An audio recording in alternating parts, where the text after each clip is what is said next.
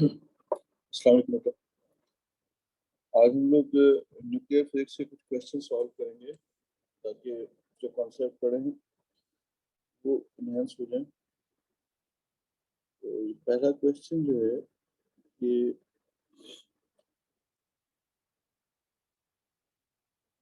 Summer 22 paper 22 का question number 9। तो इसको सॉल्व करते हैं।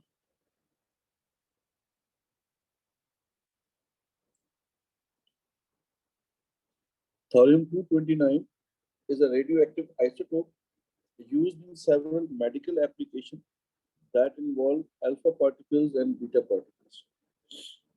ठीक है, ये अल्फा और बीटा पार्टिकल्स के यूजेज के ऊपर कुछ यूज करते हैं। During ionisation a helium atom becomes helium ion. Ionisation आपको याद है, आयनाइजेशन क्या था? इलेक्ट्रॉन का किक आउट कर देना, इलेक्ट्रॉन को, यानी इलेक्ट्रॉन को लूज कर देना। Figure 9.1 shows a diagram of helium positive ion. तो ये आपके पास बेटा ये फिगर है, फिगर 9.1। इसमें हीलियम का पॉजिटिव आयन जो है ये शो कर रहे हैं। और ये फिगर में अगर आप देखें तो हीलियम के अंदर ये न्यूट्रॉन्स हैं, ये लेबल किया हुआ। कितने न्यूट्रॉन्स हैं? 2 न्यूट्रॉन्स हैं और 2 प्रोटॉन। ठीक है ना? और ये एक इलेक्ट्रॉन ऑर्बिट कर रहा है। इसका मतलब यहाँ पर किसी भी इलेक्ट्रोस्टैटिकली न्यूट्रल जो एटम है उसके लिए क्या होना चाहिए था? उसके लिए नंबर ऑफ प्रोटॉन्स इक्वल होने चाहिए थे नंबर ऑफ इलेक्ट्रॉन्स के। ठीक है, किसी भी एटम की बात कर रहे हैं, क्योंकि ये तो अब आयन बन गया, इसने एक इलेक्ट्रॉन लूज कर दिया है, तो ये पॉजिटिव आयन है, इस पे पॉजिटिव चार्ज जो है वो ज्यादा है, नंबर ऑफ प्रोटॉन्स जो है वो ज्यादा है इलेक्ट्रॉन्स के मुकाबले में, ये पॉजिटिव आयन बन गया। तो ये जो डायग्राम एग्जामिनर ने दी है ये पॉजिटिव आयन की। और आपके अंडरस्टैंडिंग के लिए यहाँ पर मैंने एटम की डायग्राम ड्रॉ की है पहले ही। तो अगर आप इसको देखें किसी भी एटम में हीलियम के, तो ये आपके इलेक्ट्रॉन्स हैं, ये इलेक्ट्रॉन है, और ये आपके न्यूट्रॉन्स हैं, ये आपके प्रोटॉन्स हैं। ठीक है, तो 2 इलेक्ट्रॉन है, 2 प्रोटॉन्स हैं और 2 न्यूट्रॉन्स हैं। अब इसका सवाल पढ़ते हैं, क्या कह रहे हैं? ये कह रहे हैं कि state how the structure of a helium atom differs from structure of the helium ion. तो इनका स्ट्रक्चर आपके सामने नजर आ रहा है। ठीक है, तो अगर आप देखें तो हीलियम एटम जो है ये हीलियम एटम है, इसके स्ट्रक्चर में आपको 2 इलेक्ट्रॉन नजर आ रहे हैं, जबकि आयन के अंदर 1 इलेक्ट्रॉन नजर आ रहा है। This is the only difference. इसमें भी 2 न्यूट्रॉन है, यहाँ भी 2 न्यूट्रॉन है, यहाँ 2 प्रोटॉन है, यहाँ 2 प्रोटॉन है। तो सिर्फ एक ही डिफरेंस आपको यहाँ पे नजर आ रहा है। तो हम यही चीज यहाँ पे स्टेट कर देते हैं एग्जामिनर को।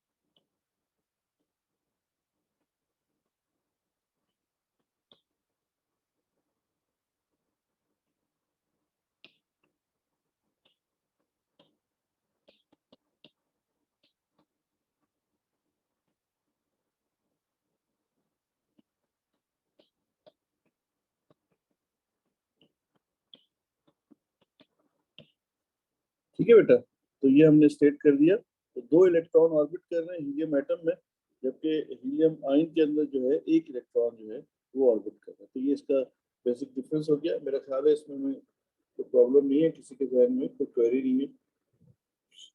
सही है, आसान सी बात थी। अब बेटा नेक्स्ट जो हमारे पास है, state how the structure of an alpha particle state how the structure of an alpha particle differ from the structure of helium ion. तो अल्फा पार्टिकल जो है उसका स्ट्रक्चर जो है अल्फा पार्टिकल का हीलियम आयन से कैसे स्ट्रक्चर जो है वो डिफरेंस है। ठीक है, देखें अल्फा पार्टिकल को मैं यहाँ पे समझाता हूँ आपको। यहाँ पे यहाँ बना देता हूँ। तो अगर मैं अल्फा पार्टिकल को डिजाइन करूँ तो अल्फा पार्टिकल जो है, अगर आप सोचें तो अल्फा पार्टिकल क्या है, नेचर क्या आपको लिखवाई थी बेटा, it's helium nucleus, it's helium nucleus. Alpha particle contain no electron, while that ion contain one electron. That is the difference. ये न्यूक्लियस है अल्फा पार्टिकल, और आयन के अंदर आपको न्यूक्लियस के साथ एक इलेक्ट्रॉन ऑर्बिट होता हुआ नजर आएगा। That is the difference. तो ये भी हम स्टेट कर देते हैं यहाँ पे।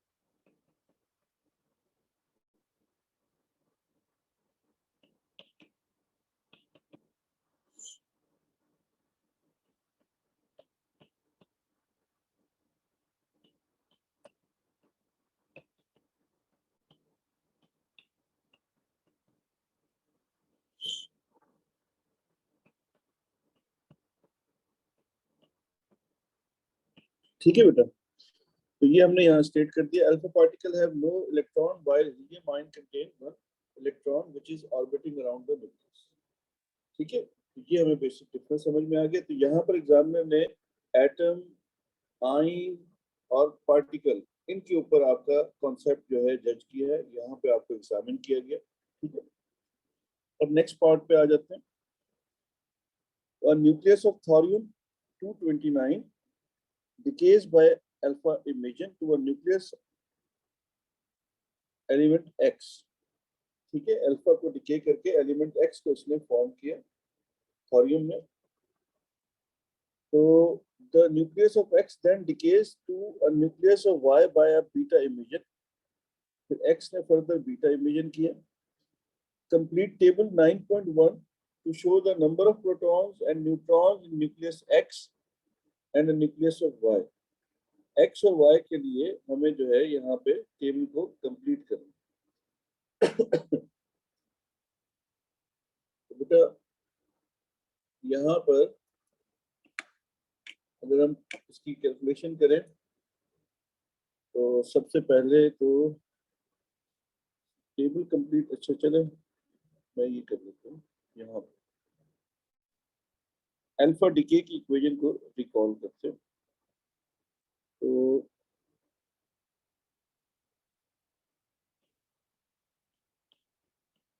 अगर अल्फा डिके हो रहा है तो न्यूक्लियस आपके पास एक्स, न्यूक्लियन नंबर ए और जी है, और ये कन्वर्ट हो रहे हैं वाई में, और अल्फा पार्टिकल इमिट आउट हो रहा है।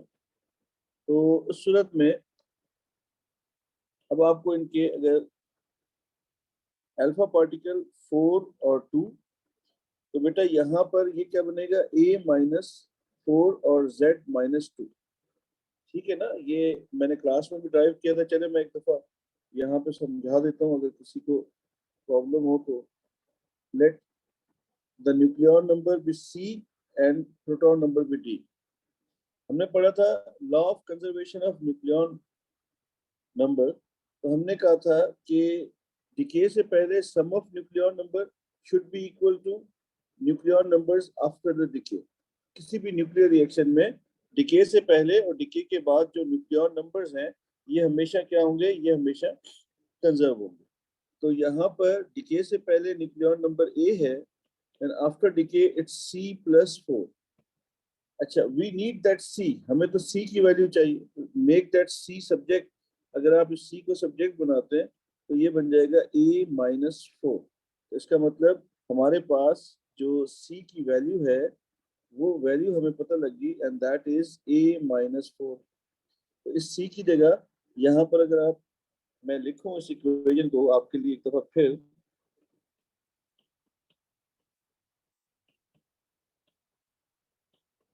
तो ये न्यूक्लियॉन नंबर A-4 आ गया। अब इसी तरह से दूसरा हमने आपको कहा था कि डिके से पहले और डिके के बाद जो प्रोटॉन नंबर्स हैं ये हमेशा बराबर होंगे। तो डिके से पहले प्रोटॉन नंबर आपके पास Z है और डिके के बाद that is D+2 and we need that D that is Z-2। तो इसका मतलब ये आपके पास यहाँ पर अब प्रोटॉन नंबर आ जाएगा Z-2। ठीक है, तो मेरे ख्याल से ये इक्वेशन अब आपको समझ में आ गई है। एक और इसकी बीटा की भी इक्वेशन यहाँ पे लिख लेते हैं। अगर कोई x, a और z है और ये बीटा डिके कर रहा है और इससे y और बीटा पार्टिकल को इमिट कर रहा है, तो इसका न्यूक्लियॉन नंबर c और d, मैं c और d की वैल्यू यहाँ फाइंड करना चाह रहा हूँ।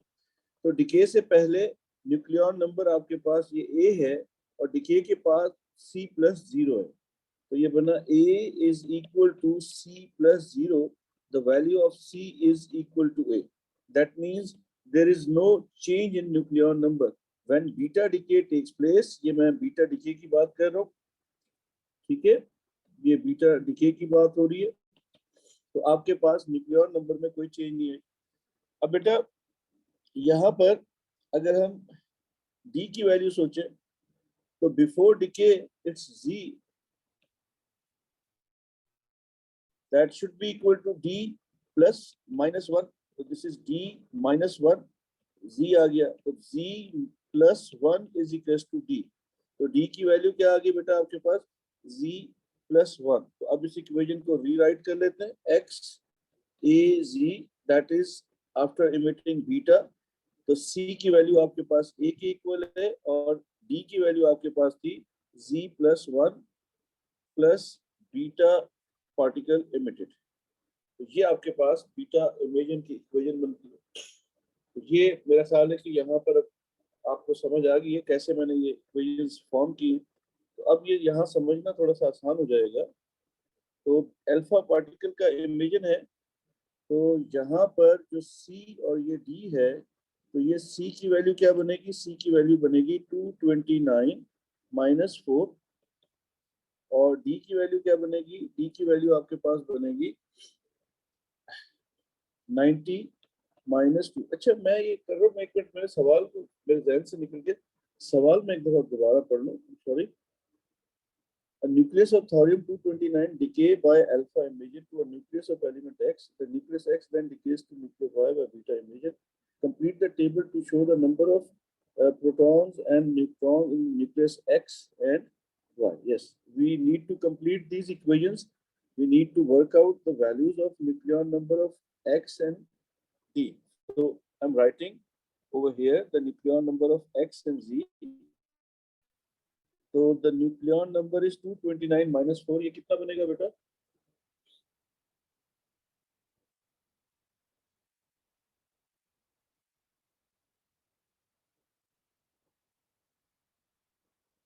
To to five. तो ये 225 आ गया। तो बेटा ये 90 - 2 88 आ गया। ठीक, वेरी गुड, शाबाश। तो अब ये हमारे पास 88 आ गया। अब हमें यहाँ पे x का पता लग गया। अब I am writing this nucleon number over here 225 88। Now it's beta imagine. For beta imagine what I told you कि आपके पास ये जो C और D बन रहे हैं, तो there is no change for this C। जो न्यूक्लियॉन नंबर यहाँ है वही C होगा, C इज इक्वल टू 225। And what about D? D के लिए मैंने आपकी अभी आपने फाइंड की थी, दैट वाज Z+1। ये आपकी इक्वेशन थी, ठीक है ना।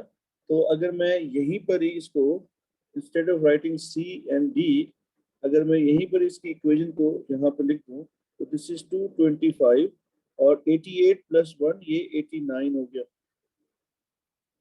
ठीक है, तो ये हमारे पास इस तरह से ये 89 आ गया। ठीक है बेटा, तो अब आपके सामने x, मैं आपके लिए अलोन इस टेबल के साथ भी लिख देता हूँ। x जो है वो है 225 88 और जो y है दैट 22589। ठीक है, अब आपने मुझे पहले x के लिए नंबर ऑफ प्रोटॉन्स बताओ कितने होंगे, व्हाट्सएप करो शाबाश मुझे। x के लिए नंबर ऑफ प्रोटॉन्स बताओ कितने होंगे बेटा।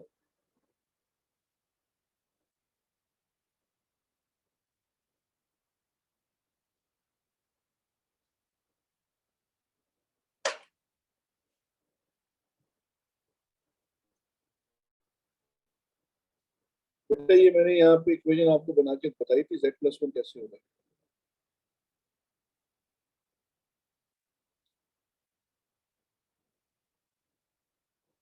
कितना है बेटा x का प्रोटॉन, 88। ठीक है जी, और नंबर ऑफ न्यूट्रॉन कितने होंगे बेटा,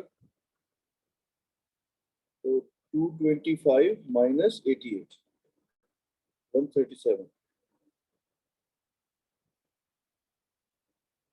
और बेटा y के लिए प्रोटॉन नंबर कितना है,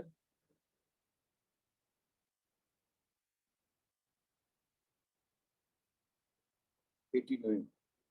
okay, and what about neutron number, 136। ठीक है, ठीक है, ये आपके पास जो है 136 है। मेरे ख्याल से इसमें कोई प्रॉब्लम नहीं है। एक दफा फिर मैं बीटा डीके की तरफ चला जाता हूँ, चले और ज्यादा डिटेल में चले जाते हैं इसमें। ये जो अभी इक्वेशन इन्होंने हमें यहाँ पे हमने लिखी है बीटा डीके की, मैं यही इक्वेशन यहाँ से पिक कर लेता हूँ।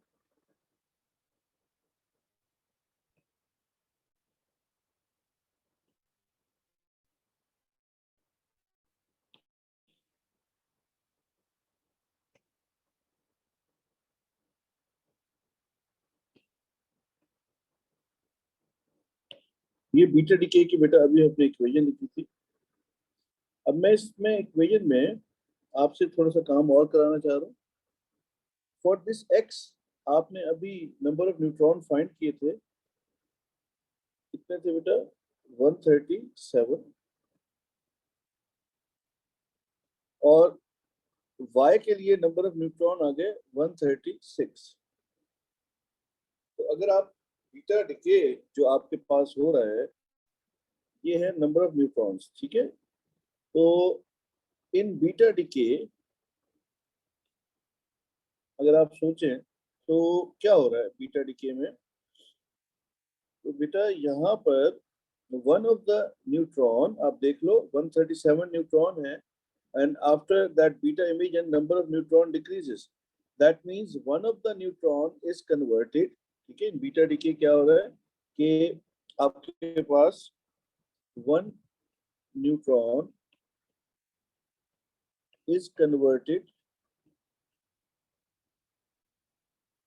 into, अब मुझे कोई बताए किसमें कन्वर्ट हुआ। तो अगर सोचें आप, चलें मैं आपको हिंट देता हूँ। यहाँ पे प्रोटॉन नंबर 88 है, यहाँ पे प्रोटॉन नंबर 89 हो गया, तो न्यूट्रॉन कन्वर्ट हो रहा है, प्रोटॉन नंबर बढ़ रहा है, इसका मतलब न्यूट्रॉन जो है वो कन्वर्ट हो रहा है इनटू इनटू अ प्रोटॉन। तो जब भी बेटा आपका ओ लेवल्स के लेवल पे आप बीटा डीके की बात करते हैं, तो आपके पास एक न्यूट्रॉन जो होता है वो प्रोटॉन में कन्वर्ट होता है। तो दैट इज वाई Z+1 हो रहा है। मैथमेटिकली भी मैंने इसको यहाँ पर न्यूक्लियन के लॉज से यहाँ से और प्रोटॉन नंबर के लॉज से जस्टिफाई किया है, मैंने आपसे कैलकुलेशन कराई है। और साथ में अगर थ्योरेटिकल एक्सप्लेनेशन आप देना चाह रहे हैं, तो बीटा डीके जिस टाइप का बीटा डीके आप लोग अपने सिलेबस में हमारे है, उसमें एक न्यूट्रॉन जो है वो प्रोटॉन में कन्वर्ट, इससे ज्यादा आपको डेप्थ नहीं चाहिए बेटा, और इससे ज्यादा सोचने की भी जरूरत नहीं है। ठीक है, ये आपका टेबल कंप्लीट हो गया था। बीटा डीके को भी मैं वो according to examiner requirement define कर दिया। अब नेक्स्ट पार्ट पे आ जाते हैं। तो नेक्स्ट पार्ट में हमारे पास एग्जामिनर कह रहा है कि हमारे पास जो है ये experiment can show that the sample of material is radioactive। ठीक है, तो एक्सपेरिमेंट शो कर रहे हैं कि ये रेडियो एक्टिव हमारे पास मटेरियल है। Describe the apparatus and the procedure used to show that a sample emits both alpha and beta particles. Alpha और बीटा पार्टिकल्स के लिए हमें एक डिजाइन करना है, एक एक्सपेरिमेंट, ये शो करने के लिए कि हमारे पास ये इमेजिन हो रहा है, किस तरह का हो रहा है। तो ये देखने के लिए, तो जी न्यूट्रॉन डिके करके बेटा बीटा में कन्वर्ट हो रहा है, और वो न्यूट्रॉन जब बीटा में कन्वर्ट होता है, डिके करता है न्यूट्रॉन, तो बीटा के साथ वो खुद अपने आप को प्रोटॉन बना लेता है। ये एक वीक न्यूक्लियर इंटरेक्शंस होती हैं, वो कॉज करती हैं। तो ये सिलेबस का पार्ट नहीं है, तो आपको जहन में ये रखना है कि ज्यादा अगर आपको वो हो रहा है तो न्यूट्रॉन प्रोटॉन में कन्वर्ट होगा, इसलिए जहन में रखें, इससे ज्यादा जरूरत नहीं है बेटा। वो ए एस में आप पढ़ेंगे जाके। तो खैर इसकी तरफ वापस आते हैं, क्वेश्चन की तरफ। तो अब हमारे पास जो है, हमें क्या करना है कि यस बिल्कुल सही आपने प्रेडिक्ट किया, हमें एक जीएम ट्यूब को यूज करना पड़ेगा, और साथ में वी नो दैट अगर हम प्रॉपर्टीज को रिकॉल करें, इस तरह का काम मैंने क्लास में भी कराया हुआ है डिजाइन प्रैक्टिकल का। अल्फा पार्टिकल्स के लिए हम डिटेक्शन करना चाह रहे हैं तो we will use card sheets, और जब बीटा पार्टिकल के लिए डिटेक्शन करना चाह रहे हैं तो इसके लिए हम मेटल को यूज करेंगे। तो हम एल्युमिनियम मेटल को यहाँ पे यूज कर रहे हैं, ठीक है। बीटा पार्टिकल्स के लिए मेटल्स को, ठीक है, मेटल्स एब्जॉर्ब कर लेते हैं, स्टॉप कर लेते हैं, जो भी आप कहें, बीटा पार्टिकल्स को, मेटल्स। और कार्ड शीट जो है वो एब्जॉर्ब कर लेती है, किसको बेटा, वो एब्जॉर्ब कर लेती है अल्फा पार्टिकल्स को। You may draw a diagram of operators if you wish. बिल्कुल जी, हम जरूर ड्रॉ करेंगे, जब भी वो कहे इफ यू विश, वहां पे जरूर काम करें ये वाला। अब सबसे पहला काम अगर आप रिकॉल करें, तो मैंने आपको ये कहा था कि अगर से ये हमारे पास एक कंटेनर है, and that container contain radioactive substance,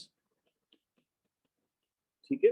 ये यहाँ पे हम रेडियो एक्टिव सब्सटेंस ये रख रहे हैं, तो हम इसको जूम कर लेते हैं, ठीक है बेटा। और सबसे पहले a few millimeter, at few millimeter, ये हमने यहाँ पर जीएम काउंटर रखा, जीएम ट्यूब रखी, और ये हमारा इसका रेट मीटर आ गया, ठीक है, काउंट मीटर, रेट मीटर, जो भी आप कह दें। और ये हमारी आ गई जीएम ट्यूब। अब सबसे पहले ये डिस्टेंस यहाँ पे मैं मेंशन कर देता हूँ एग्जामिनर को, दिस इज फ्यू मिलीमीटर्स, ठीक है। यहाँ पे मैंने इसको रखा, और यहाँ पर अब सबसे पहले मैंने ये इसको जब रखा, तो सबसे पहले क्या चीज मेजर कर रहा हूँ प्लीज। अच्छा ये भी एक चीज तो हम भूल गए, एक चीज, सॉरी, ये तो मेरे ध्यान में अभी आई है। सबसे पहले तो बेटा इसको मैं यहाँ से रिमूव कर, यहाँ से इसको फिलहाल इसको यहाँ से गायब कर।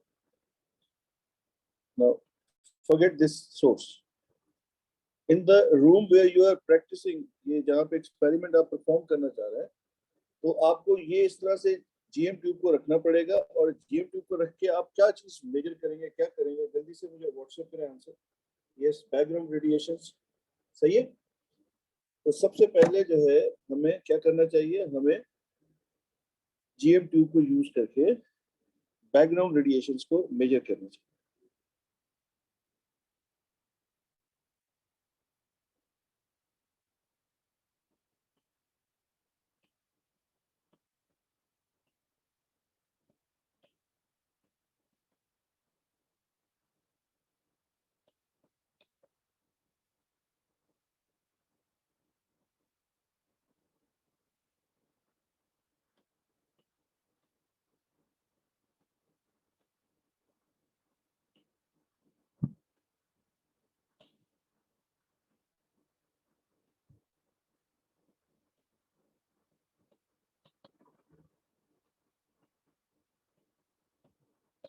ठीक है, सबसे पहले तो बेटा हमने बैकग्राउंड रेडिएशन को मेजर कर लिया। अब बैकग्राउंड रेडिएशन मेजर करके हमने क्या किया, हमने ये हमारा जीएम ट्यूब आ गया।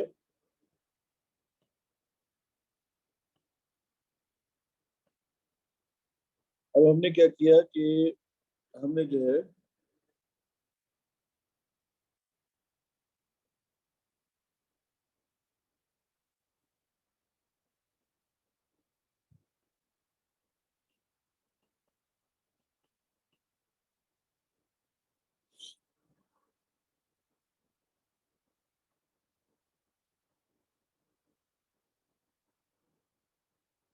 प्लेस जीएम ट्यूब, कितने सेंटीमीटर लिखूं, चले फ्यू सेंटीमीटर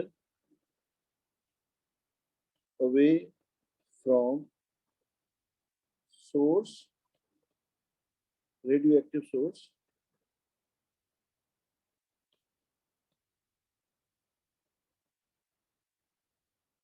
ठीक है, इसको जीएम ट्यूब को हमने इस पे इसके प्लेस किया, जैसे मैंने अभी आपको शो किया, यहाँ पे आपने प्लेस कर दिया और यहाँ से आपने काउंट रेट्स को जो है क्या कर लिया, उसको रीड कर लिया। तो from the radioactive source and count rate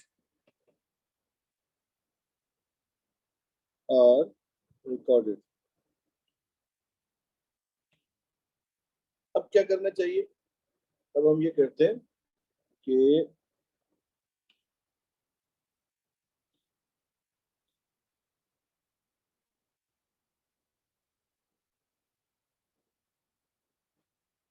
in between radio active source and GM tube place hard card sheet.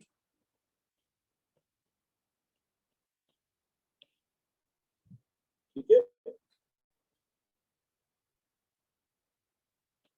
if reading drops then alpha particles are present। ठीक है, अल्फा पार्टिकल जो है present होंगे।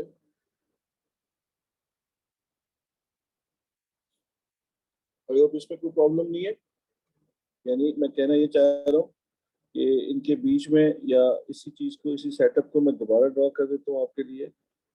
ये आपके पास जो है ये रेडियो एक्टिव सोर्स आ गई और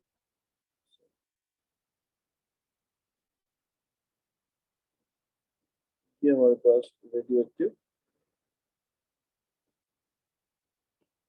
सोर्स आ गई बेटा, और ये ट्यूब आ गई। इनके बीच में आपने जो है कार्ड शीट को प्लेस किया। अगर आपके पास सिग्निफिकेंट ड्रॉप आता है, ये कार्ड शीट रख दिया आपने।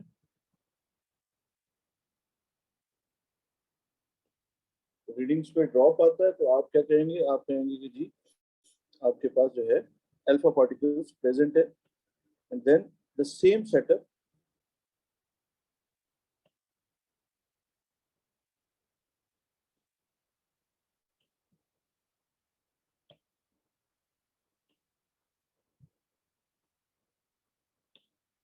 सेम यही चीज है इंस्टेड ऑफ कार्ड शीट। अब आपने क्या किया बेटा, आपने यहाँ पर 5 मिलीमीटर थिक एल्युमिनियम शीट को प्लेस कर दिया, या सिंपल एल्युमिनियम शीट लिखते हैं वो भी ठीक है, एल्युमिनियम शीट को प्लेस किया। Now again if the reading drops that means beta particles are present. तो अब यही लिख देते हैं जो हमने यहाँ पे ऐड किया था। ठीक है बेटा, सबसे पहले क्या किया, हमने बैकग्राउंड काउंट्स को मेजर किया, फिर हमने जीएम ट्यूब को प्लेस किया रेडियो एक्टिव सोर्स के सामने और काउंट्स को रिकॉर्ड कर लिया। उसके बाद हमने in between radio active source and GM tube हमने हार्ड कार्ड शीट को रखा। अगर हमारे पास रीडिंग्स ड्रॉप कर रही हैं तो इसका मतलब अल्फा पार्टिकल प्रेजेंट है। सही है बेटा। अच्छा, नाउ नेक्स्ट है replace card sheet with aluminum sheet, ठीक है। If readings on GM tube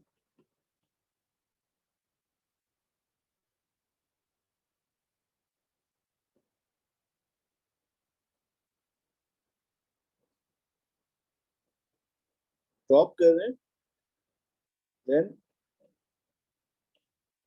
beta particles are present, ठीक है बेटा। और अच्छा, इसमें एक चीज और, एक मिनट सवाल करो, सिंपल अल्फा और बीटा पार्टिकल की बात करें, ठीक है। If reading drops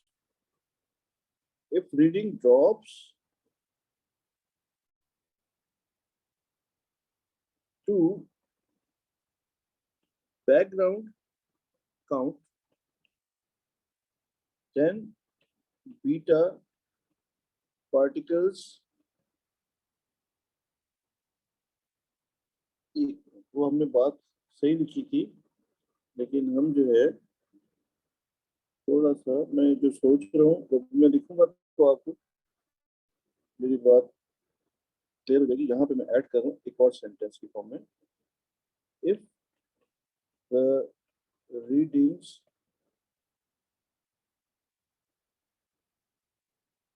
are dropped or reduced and equal to background count, then gamma rays are not present। तो हमें कोई एमएस का आइडिया नहीं है, मैंने सारे लिख दिया। तो अगर आप, अब आपको मेरी बात समझ में आ गई होगी, फर्ज करते हैं मैं यहाँ से आपको थोड़ा सा समझाता हूँ कि सबसे पहले आपने क्या किया था। सबसे पहले आपने जो है यहाँ पर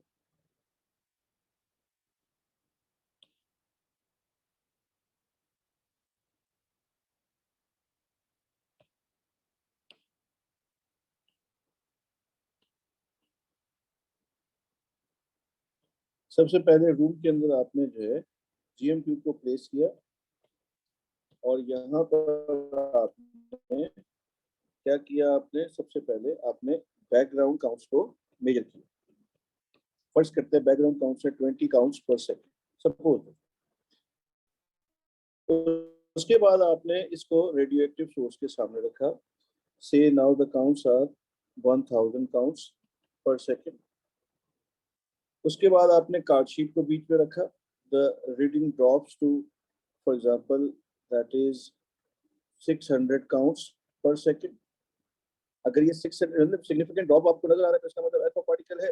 अगर ये सिग्निफिकेंट ड्रॉप नहीं है, जैसे 900 हो जाए या 1000 से 20 कम कर दें, 20 40 कम कर दें, यानी 960 है, 900 है, तो सिग्निफिकेंट ड्रॉप नहीं है, तो इसका मतलब है कि अल्फा पार्टिकल प्रेजेंट नहीं है। लेकिन इस केस में डिटेक्ट करना था, तो मैंने कहा कि चलो प्रेजेंट है तो ज्यादा डिके करा, उसका ज्यादा ड्रॉप करा देते। उसके बाद एल्युमिनियम शीट को रखा।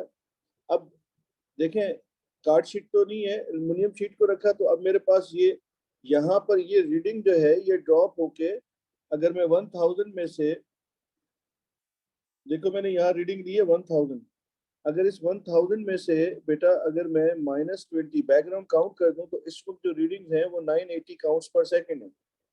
तो यहाँ पर जैसे ही मैंने एल्युमिनियम शीट को रखा और आपके पास जो काउंट्स आ रही हैं वो काउंट्स आने लग जाए, फॉर एग्जांपल वो काउंट्स आ रही हैं 20 काउंट्स पर सेकंड, यानी बैकग्राउंड काउंट के इक्वल होगी। तो इसका मतलब ये हुआ कि आपके पास जो है बीटा पार्टिकल्स जो है वो प्रेजेंट थे, और आपकी काउंट किसके बराबर होगी, बैकग्राउंड काउंट के बराबर होगी। तो इसका मतलब कि आपके पास गैमा रेज जो है वो बिल्कुल भी प्रेजेंट नहीं है।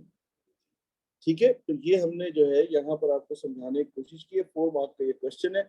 इस 4 मार्क के क्वेश्चन में मैंने इसलिए इतनी डिटेल में डायग्राम्स भी ड्रॉ किए हैं और उसमें काफी हद तक डिटेल में लिखा है। 4 स्टेप थे। मेरा ख्याल है, मार्किंग स्कीम मैंने पढ़ी नहीं है इसका, मेरा ख्याल है बैकग्राउंड काउंट पे 1 होना चाहिए, उसके बाद रीडिंग्स को रिकॉर्ड करने पे 1 मार्क होना चाहिए, फिर कार्ड शीट को प्लेस करके कमेंट पे 1 मार्क्स होना चाहिए, फिर एल्युमिनियम शीट के ऊपर 1 मार्क होना चाहिए। अगर यहाँ पे आर्गुमेंट्स में वर्ड्स में कोई कमी हो जाएगी तो वो यहाँ पर, अगर मैंने डायग्राम्स ड्रॉ की हुई है तो डायग्राम से मुझे 1 मार्क्स मिल जाएगा। ठीक है, तो मेरा ख्याल है इसमें किसी को कोई प्रॉब्लम नहीं है, सबको मेरी बात क्लियर होगी है, समझ आ गई है। ये मैंने क्लास में भी बहुत ज्यादा जो है डिटेल में समझाया था। आई होप इसमें कोई प्रॉब्लम नहीं है। नहीं, सोर्स का नाम नहीं है बेटा, उसमें तो कोई रेडियो एक्टिव सोर्स का है। सैंपल ऑफ मटेरियल, क्वेश्चन में सैंपल ऑफ मटेरियल है, रेडियो एक्टिव सोर्स का नाम नहीं दिया हुआ। नेक्स्ट है, state what is meant by half life of the thorium 229। इसको प्लीज आंसर करें आप लोग। थोरियम 229 जो है इसका what is meant by half life of thorium 229, please मुझे व्हाट्सएप करें आंसर।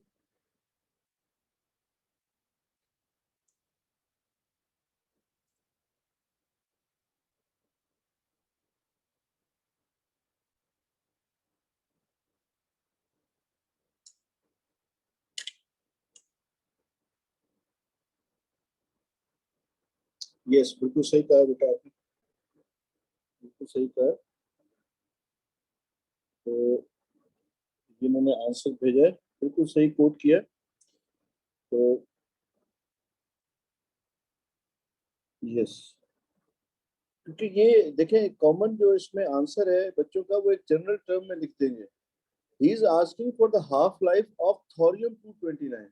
तो थोरियम 229 की टर्म्स में इसका आंसर लिखा जाएगा ना, जिसकी टर्म्स में उसने पूछा है। तो इन्होंने बिल्कुल सही कहा है कि amount of time taken for the half of the thorium atoms to decay, बिल्कुल सही है। अच्छा, अमाउंट के बजाय अगर मैं यहाँ पे ड्यूरेशन लिख दूं तो मेरा ख्याल से कोई प्रॉब्लम नहीं है, है ना। तो एवरेज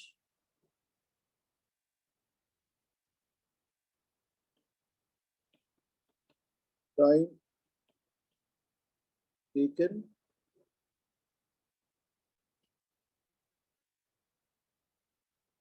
टेकन की वजह duration, time duration in which half of sample of thorium 229 decays।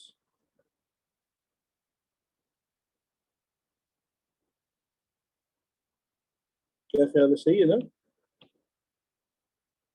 तो जितने भी उसके एटम्स हैं वो एटम्स हाफ डिके कर गए। एटम्स के टर्म्स में लिखते हैं, मैंने सैंपल के टर्म्स में लिख दिया। तो half of the atoms of thorium, sample के बजाय एटम्स कर देते हैं, ज्यादा लॉजिकल बात हो जाएगी। तो वो भी ठीक था, बल तो वो भी नहीं था। ठीक है बेटा, नेक्स्ट है क्वेश्चन हमारे पास, इसको आप लोग ट्राई करेंगे। A sample of pure thorium 229 contain 4 into 10 power 14 atoms. After 22,000 years, the number of atoms of thorium 229 in the sample is 5 into 10 power 13. Determine the half life of 229, thorium 229 की half life आपको find करनी है। Show your working, आपको अपनी working भी show करनी है। तो प्लीज मुझे कोई आंसर, आप लोगों को मैं 2 मिनट दे रहा हूँ, आप लोग कैलकुलेट करें आंसर, मुझे बताएं हाफ लाइफ कितनी आती है।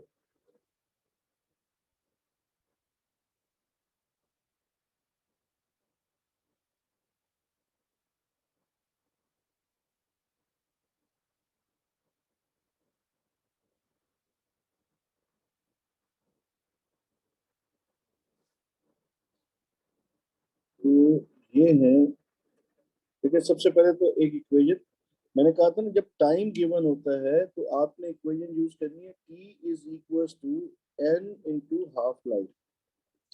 वेयर दैट स्मॉल एन मैंने कहा था ये होगा नंबर ऑफ हाफ लाइफ्स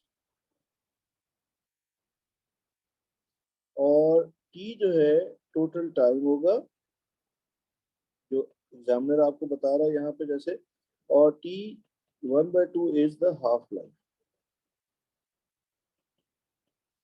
अगर हम इस इक्वेशन को जो हमने आपको लिखवाई है क्लास में, इस इक्वेशन को सोचें तो हमें ये नजर आता है कि ये जो टी है ये तो 22,000 ईयर्स है हमारे पास, और हाफ लाइफ जो है दैट इज अननोन।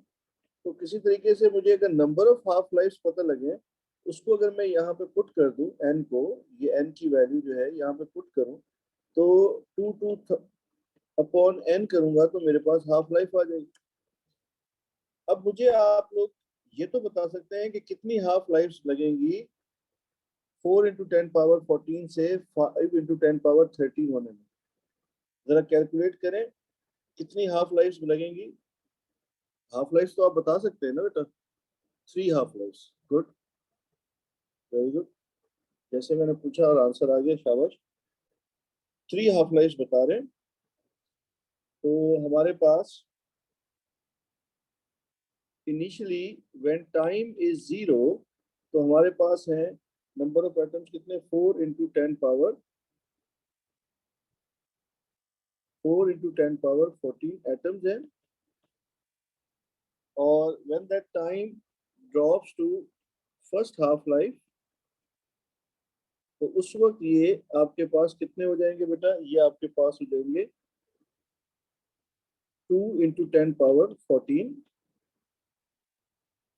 ठीक है, उसके बाद नेक्स्ट आप सोचें सेकेंड हाफ लाइफ। तो सेकेंड हाफ लाइफ में ये इसका भी हाफ हो जाएंगे, तो ये हो गया 1 × 10⁻14। उसके बाद उससे नेक्स्ट हाफ लाइफ सोचें, that is third half life, तो ये इसका भी हाफ हो जाएंगे और ये हो जाएगा 0.5 × 10⁻14 और 5 × 10⁻13। तो इसका मतलब 4 × 10⁻14 से 5 × 10⁻13 होने में कितनी हाफ लाइफ लग गई, कितनी हाफ लाइफ लग रही है, 3 हाफ लाइफ लग रही है। तो n की वैल्यू हमारे पास क्या आ गई, 3। So we know the number of half life, हमें पता लग गया नंबर ऑफ हाफ लाइफ। तो हम यहाँ पे लिख लेते हैं कि हमारे पास जो नंबर ऑफ हाफ लाइफ हैं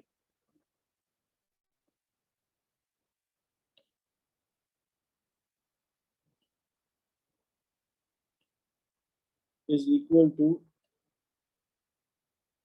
3 और 22,000/3। बताओ बेटा क्या आंसर है हाफ लाइफ पर डिवाइड करके। 733 ईयर्स। इसको राउंड ऑफ करेंगे तो ये बन गया 7300 ईयर्स। फाइनल आंसर हमारा क्या बन गया, फाइनल आंसर हमारा बन गया 7300 ईयर्स। ये हमारे पास जो है हाफ लाइफ। आई होप सबको बात समझ आ गई है। तो कैसे हमने कैलकुलेट किया, हमने सबसे पहले इक्वेशन सोची। देखिए इक्वेशन आपको मैंने हाफ लाइफ की यही 2 ट्रिक्स बताई थी ना, एक मैंने कहा था बेटा ये इक्वेशन यूज होती है, और एक आप इस तरह से नंबर ऑफ हाफ लाइफ को सोचते हैं। तो हमने उसने हाफ लाइफ पूछी थी, हमें टोटल टाइम गिवन था, एन हमारे पास अननोन था, उस एन को हम फाइंड करना चाह रहे थे। कैसे फाइंड किया, हमने टाइम 0 पे नंबर ऑफ न्यूक्लियाइड्स जो थे उनको हाफ किया फर्स्ट हाफ लाइफ पे, फिर सेकेंड हाफ लाइफ में इस गिवन का भी हाफ हो गया, फिर थर्ड में उसका भी हाफ हो गया। यानी 4 × 10⁻14 एटम से 5 × 10⁻13 एटम्स बनने में कितनी हाफ लाइफ इन्वॉल्व हुई, 3 हाफ लाइफ इन्वॉल्व हुई। तो एन की वैल्यू हमारे पास 3 आ गई। तो हमने टाइम को नंबर एन पे डिवाइड किया तो हमारे पास ये हाफ लाइफ पे ईयर्स आ गए, इसको मैंने राउंड ऑफ कर दिया तो 7300 ईयर्स मेरे पास हाफ लाइफ है। तो आई थिंक ये आपको समझ आ गई है, बात ठीक क्लियर है, इसमें कोई प्रॉब्लम नहीं है। ठीक है, कोई प्रॉब्लम नहीं है इसमें। तो नेक्स्ट अब जो है 3 ऐसे आया बेटा, 4 × 10⁻14 एटम्स थे ना, तो बेटा हाफ इसको, जो आपके पास यहाँ पर ये नंबर ऑफ एटम्स हैं, इसको आप डिवाइड करोगे 2 पे, तो फर्स्ट हाफ लाइफ के बाद कितने नंबर ऑफ न्यूक्लियाइड्स आ जाएंगे, वो आ गए 2 × 10⁻14। फिर इसको फर्दर 2 पे डिवाइड करोगे तो आपके पास ये 1 × 10⁻14 आ गए, और हाफ लाइफ कितनी होगी, सेकेंड हाफ लाइफ पे आ गए।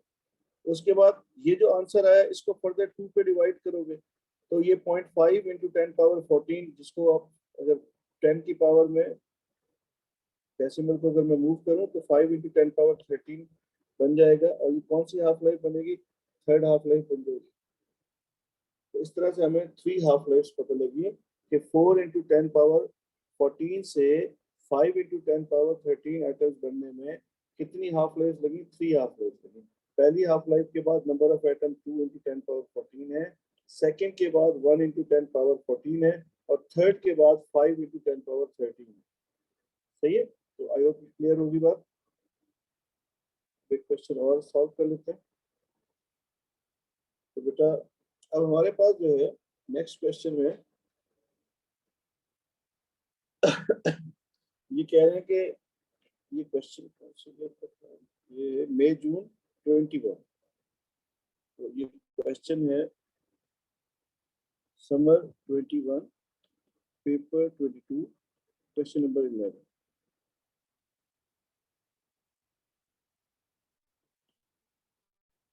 A highly radioactive source that emits beta particles is placed a few centimeter away from detector. ये आपके पास डिटेक्टर है GM ट्यूब, ये इसका काउंटर है, इसको हम काउंट रेट मेजर करते हैं। ये हमारे पास रेडियो एक्टिव सोर्स रखी हुई है, एग्जामिनर ने यहाँ मेंशन किया हुआ है, और ये एक मेटल की केसिंग है, इसके अंदर हमने रेडियो एक्टिव सोर्स रखी है। A highly radioactive source that emits beta particle, ये बीटा पार्टिकल्स को इमिट कर रहा है, is placed a few centimeter away from the detector. Detector से ये few centimeter के डिस्टेंस पे है, ठीक है। State the name of particles which has the same mass and charge as the beta particle. तो बीटा पार्टिकल की nature याद करें, मैंने लिखा था, हमने डिस्कस किया, क्या होती है बेटा बीटा पार्टिकल्स की नेचर, प्लीज बताएं।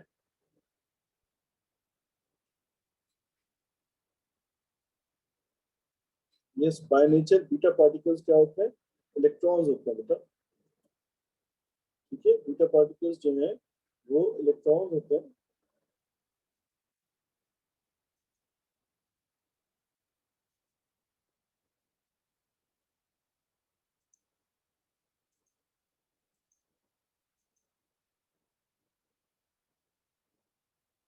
सही है, बीटा पार्टिकल्स जो है वो इलेक्ट्रॉन्स हैं। State the name of the particle which has the same mass and charge as the beta particles. तो ये हमारे पास आ गया इलेक्ट्रॉन। अच्छा, state and explain why the metal casing in figure 11.1, figure 11.1 में metal casing जो है वो क्यों यूज की जा रही है, इसको आपको जो है डिस्क्राइब करना है। तो बताएं भाई, कोई आइडिया दे, क्यों यूज की जा रही है भाई।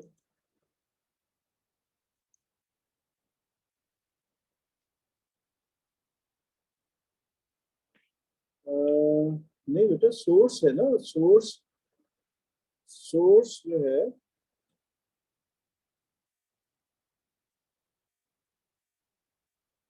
रिएक्शन में बेटा जो हीट एनर्जी रिलीज होगी वो तो मास डिफेक्ट पे डिपेंड करेगी, उसका इस मेटल केसिंग से क्या ताल्लुक है, मेटल केसिंग से कोई रिलेशन नहीं है। कोई और सोचे, शाबाश।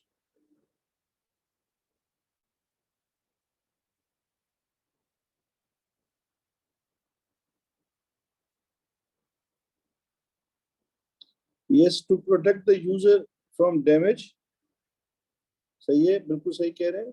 To prevent the spread of radiation, ये बिल्कुल सही कहा है आपने, ताकि ये कंसंट्रेट करें, क्योंकि देखें जब रेडिएशन इसमें से बीटा पार्टिकल्स इमिट आउट हो रहे होंगे तो वो in all possible directions emit out हो रहे होंगे,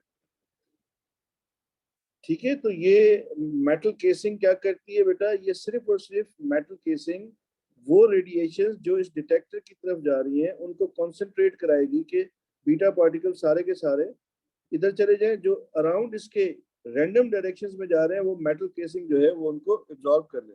और ये इसको क्यों एब्जॉर्ब करा रहे हैं? इसलिए कि जो यूजर है, जो इस वक्त यहाँ पे जो भी ऑब्जर्वर होगा, उसको डैमेज ना हो और ये रेडिएशंस जो है वो डिटेक्टर के ऊपर फॉल करें। तो एनी क्वेरी, कोई प्रॉब्लम इसमें? बिल्कुल सही बच्चों ने आइडेंटिफाई करके बताया।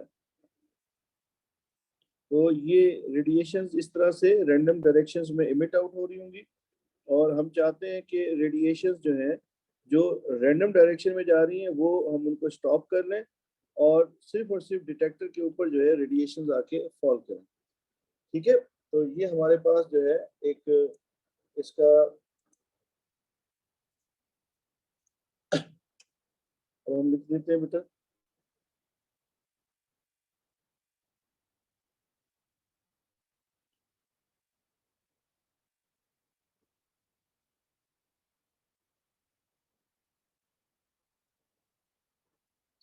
तो बेटा हमारे पास इसमें है, बिल्कुल इन्होंने सही लिखा है, मैं इन्हीं के वर्ड्स लिख रहा हूँ। To prevent the spread of radiation, to concentrate it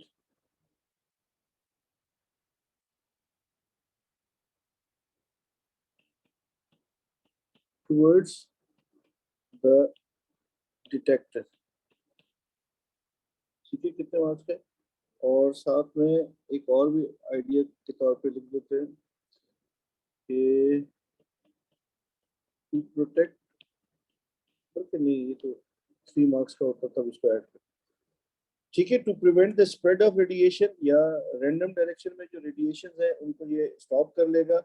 ये सिर्फ कॉन्सेंट्रेट कराएगा उन रेडिएशन को जो टुवर्ड्स द डिटेक्टर जाएंगी। ठीक है, क्लियर होगी बात ये? नेक्स्ट आ गया, state and explain what happens to the number of particles detected in a minute as the radioactive source is moved a few centimeter further away from the, दोबारा देते हैं, state and explain what happens to the number of particles detected in a minute as the radioactive source is moved, radioactive source को move किया जा रहा है few centimeter further away from the source। that means this is the setup, इस पूरे setup को यहाँ लेके जा रहा है फ्यू सेंटीमीटर यहाँ पे,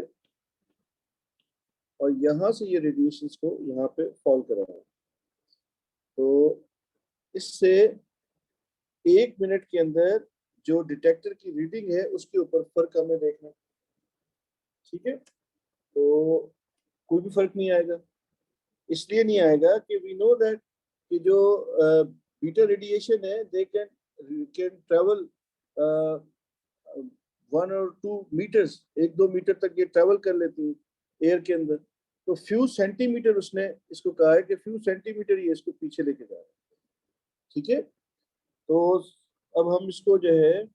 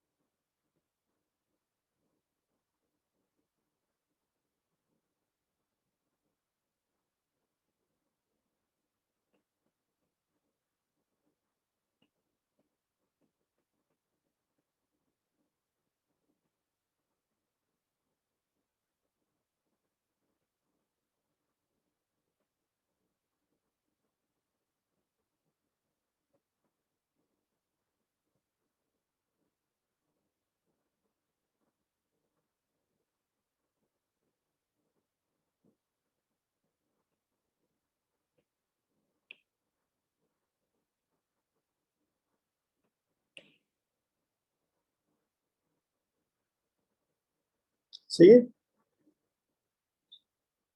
Since the penetrating power of beta particle in air is 1 meter to 2 meter, moving source few centimeter away from detector would not change the reading on detector. ठीक है। More than a metre away from the source, अब 1 metre से ज्यादा लेके अगर दूर जाएंगे तो there should be a significant drop in the readings. ठीक है बेटा। तो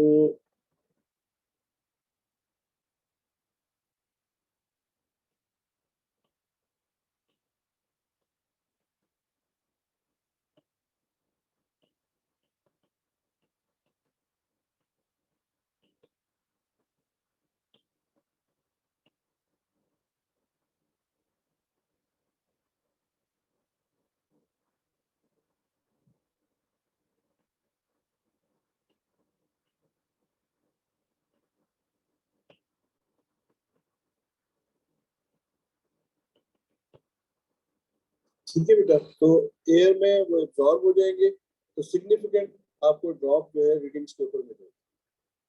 तो मेरा ख्याल है इसमें हमें कोई इशू नहीं है। ठीक है।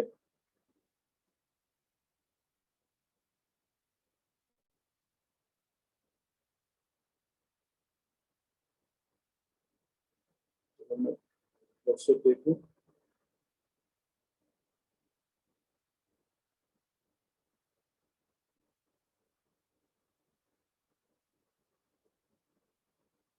रीजन लिखना होता है बेटा। एक तो उसने कहा है ना रीडिंग के ऊपर क्या इफेक्ट आएगा, तो वो इफेक्ट का एक मार्क्स होगा और क्यों आएगा कॉज का एक मार्क्स होगा। इस तरह से इसके मार्क्स की डिस्ट्रीब्यूशन होती है। A nucleus of strontium 90 decays by beta emission to a nucleus of yttrium. Complete the decay equation for this decay. तो you know that अभी हमने इस पे भी बात की थी, ये nucleon number that would not change, और जी में आप +1 कर देना है, दिस इज 39। तो बीटा का मास नेग्लिजिबल होता है, 0 आ गया। ये आपके पास जो है इक्वेशन कंप्लीट हो गई। अब उसने कहा या नहीं कहा ये मुझे नहीं पता, हमने पहले इक्वेशन कंप्लीट कर दी। Nuclear fusion and nuclear fission both release large amount of energy. Fusion और फ्यूजन में लार्ज अमाउंट ऑफ एनर्जी जो है वो रिलीज होता है। तो अच्छा उसने कहा है, सॉरी ठीक है, सही कह रहे हैं आप, कंप्लीट द डिके इक्वेशन। सही है बेटा। Nuclear fusion and nuclear fission both release large amount of energy. Describe how the process of nuclear fusion differs from the process of nuclear fission. तो फ्यूजन और फिजन के process का difference जो है वो हमें जो है देखना पड़ेगा। तो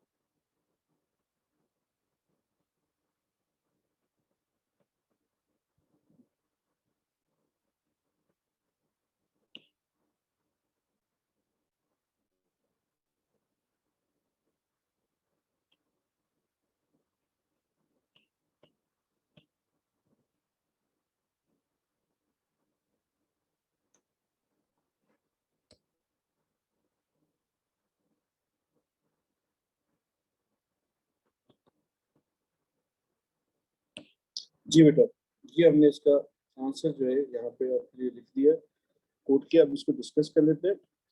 तो in nuclear fusion, smaller nuclei fuse together to form a heavy or large nucleus, and this reaction occurs at very high temperature and pressure. ये न्यूक्लियर फ्यूजन के बारे में हमने इंफॉर्मेशन बता दी।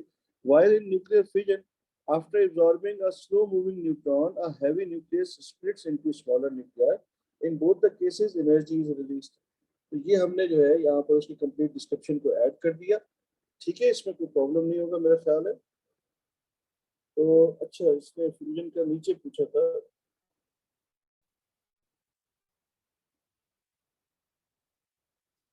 तो describe the conditions needed for the nuclear fusion to take place. तो nuclear fusion के मैंने ऊपर ही लिख दी कंडीशंस, नीचे दोबारा लिख देता हूँ।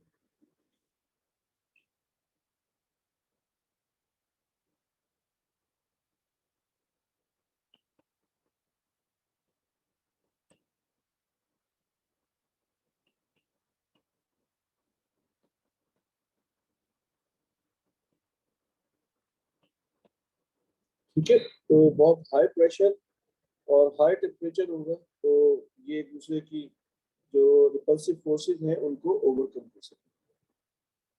तो मेरा ख्याल है कि इन दो क्वेश्चंस में काफी हद तक हमारा कॉन्सेप्ट बेहतर हुआ होगा। मैं और भी देख लूंगा, कल और क्वेश्चन इसके देख कर लेंगे। तो इसमें अगर कोई प्रॉब्लम हो तो फिर मुझे व्हाट्सएप कर दीजिएगा। अब इसको यहीं पे एंड कर दें। तो इंशाल्लाह फिर आप लोगों से कल मुलाकात हो। सही है बेटा, टेक केयर, अल्लाह हाफिज़ बेटा।